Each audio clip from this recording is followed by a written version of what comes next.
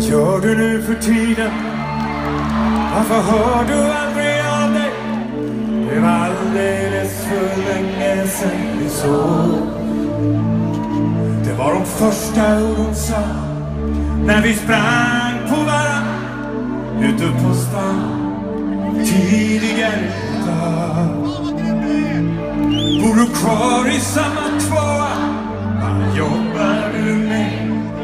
Hon bubblade av frågor, jag svarade.